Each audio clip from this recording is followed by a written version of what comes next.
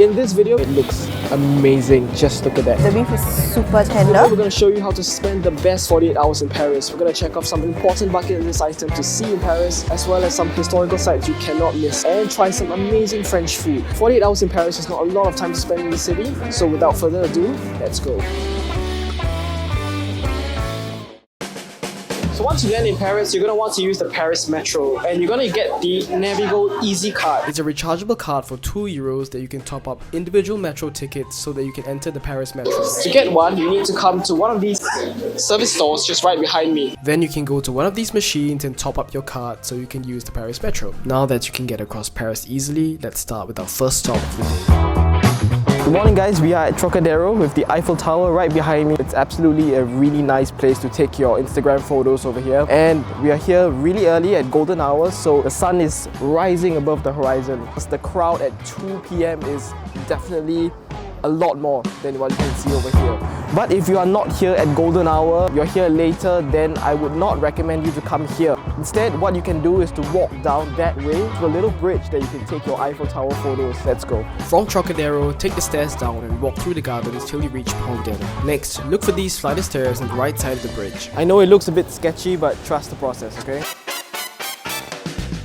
So after coming down the stairs, you will be at the River Seine, where you can have the Pont on your left, having some beautiful leading lines to the Eiffel Tower. It's a place where, although it looks a little bit dodgy, but you can get a beautiful photo over here. Even during midday, you can even see that it's not that crowded compared to Trocadero, where you can see so many people. So here's a bonus tip for you. If you don't like the view at Trocadero or you want something more quiet and picturesque, Avenue du Camoens behind me is also a really great spot to take your photos. As you can see, there are not many people around. There's only about 10 or 15 people and it's only 9 a.m. So the view is absolutely stunning and I'm sure you'll be able to get your great photos here. Just a little note, this is a residential area, so please be mindful when you're here not to make too much noise to disturb the residents, as well as watch out for cars that will turn in and out of this alleyway. Did you even go to Paris if you didn't get a croissant? For breakfast, you're going to Maison to enjoy a freshly baked croissant while admiring Paris's very own Pantheon. Once you enter, you see rows upon rows of different pastries. You've got tarts to eclairs, to ham sandwiches, to of course their legendary butter croissants. Merci. Au revoir.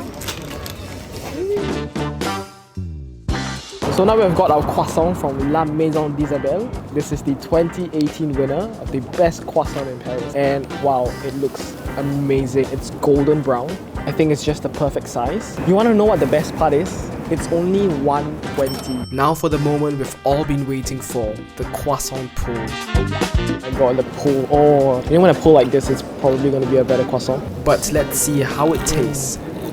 Oh my god, I've missed this so much.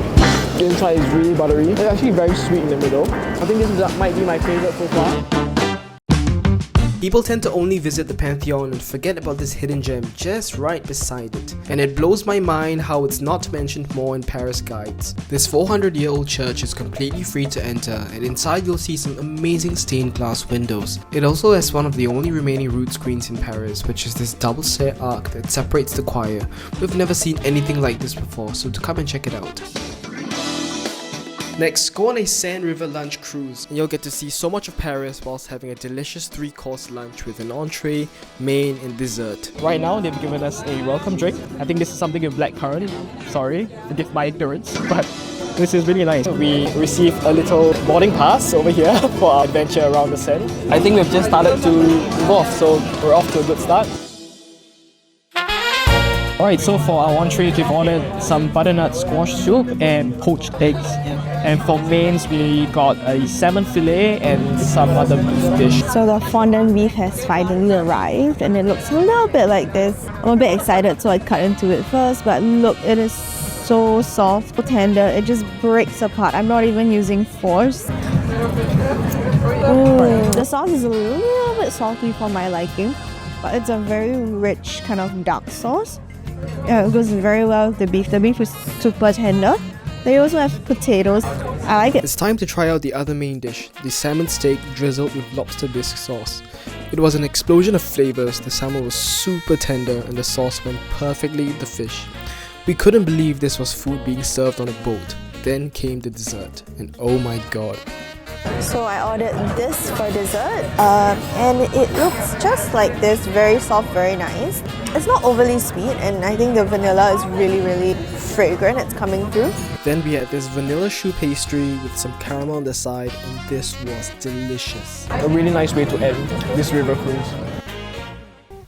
So we just got off the Seine River Cruise, and I think it was overall a really good experience. The food was really good actually, it kind of exceeded my expectations. Space, I think this is a really good deal and I'll definitely recommend. And so as usual, we've left the link down in our bio if you want to get the tickets to this cruise as well. This is the Musée d'Orsay, one of the must-see museums in Paris. Housed in a former train station built in 1900, today it is home to some of the world's greatest paintings and sculptures. The museum itself is an incredible piece of art, made out of 35,000 square meters of glass. It allows tons of natural light to illuminate the building, and along the way you get to see awesome vistas of the skyline of Paris from the museum. Musée d'Orsay has also one of the largest collections of impressionist paintings in the world, with famous works from Van Gogh, Claude Monet and sculptor Auguste Rodin, just to name a few. After all that sightseeing, you've probably worked up an appetite. We're going to the best neighborhood in Paris, the 4th arrondissement, also known as Le Marais, and we're going to try some typical French food, the bœuf bourguignon. Your trip to Paris can't be complete without trying bœuf bourguignon, and we're here today at Bourguignon du Marais to try one of the best bœuf bourguignons in Paris, or so we've heard. The smell of the beef stew hits you the moment you enter the restaurant. So beef bourguignon is a French beef stew braised in red wine and often comes with potatoes, carrots and onions. It's just the perfect dish for a cold day in Paris. We ordered 2 portions of their beef bourguignon and in 5 minutes they arrived. Each serving comes piping hot in a black metal pot and the goodness is all inside. You could tell the beef has been stewed for hours because it simply falls apart with only a fork. The red wine sauce is rich and decadent and sometimes can be quite salty. If it's too salty for you, tear up some of that baguette and dip it into sauce to balance out the flavors. Needless to say, the carrots and potatoes were super soft and comforting. This is definitely the best bœuf bourguignon we've had, and you need to come and check out this spot. We recommend you reserve beforehand because it's an insanely popular spot. To end off your night, we're going to an unexpected place to catch the sunset.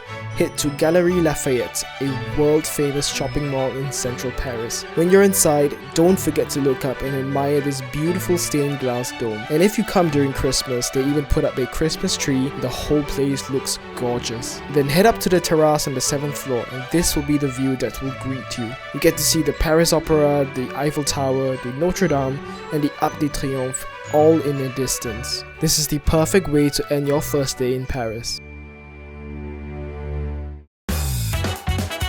Good morning guys, we are on to day 2. The only right way to start your morning in Paris is with a croissant, and this boulangerie in Paris has one of the best ones we've had. Grab one of their croissants, sit on the terrace like a Parisian and just watch the world go by. Right, we're here now at Carton, which is the 2022 winner of the best croissant in Paris. We've ordered 2 croissants au beurre, which is butter croissants. On first appearance, I think it looks really nice. Look at that. Now for the pull test. Oh. The croissant was super flaky, very light and not overly buttery. Okay, I'm gonna go for the ear, this part, because I like the ear. It's more like a everyday, you don't feel so sinful eating it, even though I'm sure it is still equally sinful. We are here at the Louvre, one of the most famous and largest museums in the world. It is home to more than 35,000 pieces of art. And if you were to spend 30 seconds looking at every art piece in here, you would spend more than 6 months just being here. The Louvre used to be a fortress in 1190 and eventually transformed into a royal residence in 1364. But after the French Revolution, the Louvre was turned into a museum till today. Fun fact, the iconic glass pyramids were actually only installed in 1989, not too long ago. Since we only have 48 hours in Paris, we are not going to go inside. However, if checking the Louvre off your bucket list is something that you really want to do, make sure to book your tickets online. And if you're doing that, we're gonna show you a spot that you can skip the queue over there with just your tickets, and you can enter much quicker than going into this main entrance. Cross over the road from the main entrance and follow this big red sign till you see Le Carrousel du Louvre. Take the escalator down and follow the path till you see the hidden entrance just beside the inverted glass pyramid. This way you'll get to skip the line and get in much quicker. Do note you should already have tickets, so if you want to use this entrance, do check out the link in the description to get them in advance. If you're coming from the metro, alight at Palais Royal Musée du Louvre on line 1 and take exit 6. You'll end up at the same hidden entrance. No trip to Paris is complete without visiting a local Parisian market, and that's where we'll have lunch. Right, we're here right now at the Marche des Enfants Rouges in the third arrondissement of Paris. This is Paris's oldest covered market. They have all types of cuisines in there. You'll be spoiled for choice. You'll be able to find fresh local produce like cheese, fruits, and even food vendors from far and wide. But you can't miss out on the world famous French street food. The sandwiches from the legendary Chez, Miam. For almost 20 years, this store has been selling one of the best sandwiches in Paris. Each sandwich is prepared right before your eyes with the most amazing ham, freshly shaved cheese, and fresh salad. Next, grab that sandwich and head to one of the oldest squares in Paris, the Place des Vosges. There, you'll be in a lovely park where you can get to live your best life and enjoy that sandwich while soaking in the Parisian atmosphere. You know, the thing I like about Paris is that you can just sort of like relax in a park like this. This is about a 15-minute walk away from the Marché des Enfants Rouges, and you're just in this beautiful like park and just enjoying a sandwich.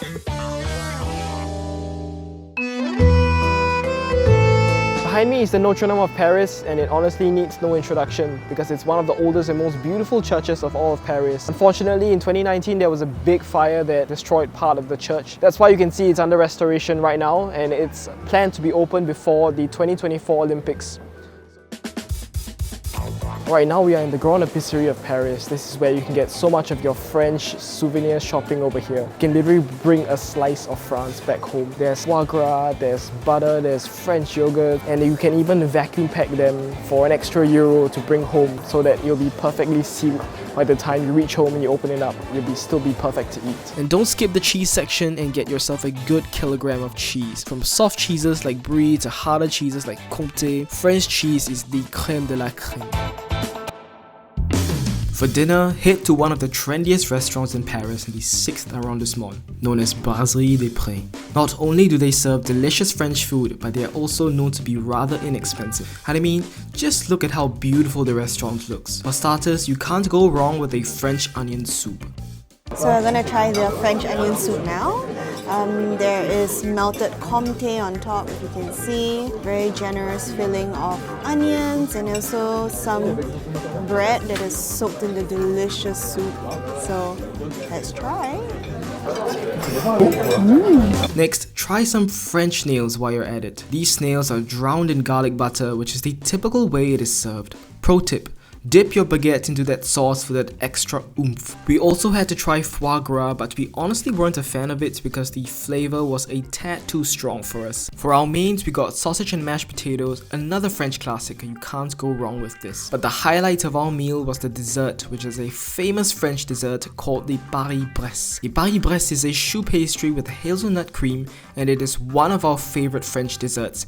And this place serves one of the best Paris-Bresse in all of Paris. Alright, we've come to the end of this video, guys. From the best sites like the Louvre to the amazing French restaurants we tried today, one of which even being on a boat. We hope that this video will help you plan your 48 hours in Paris just nice. If you're planning a 4-day trip to Paris, then we've also got an itinerary linked down below, so check it out. Otherwise, thanks for watching this video till the end. If you haven't already, subscribe if you want more travel content from us on how to travel the world better. We'll see you guys in the next one.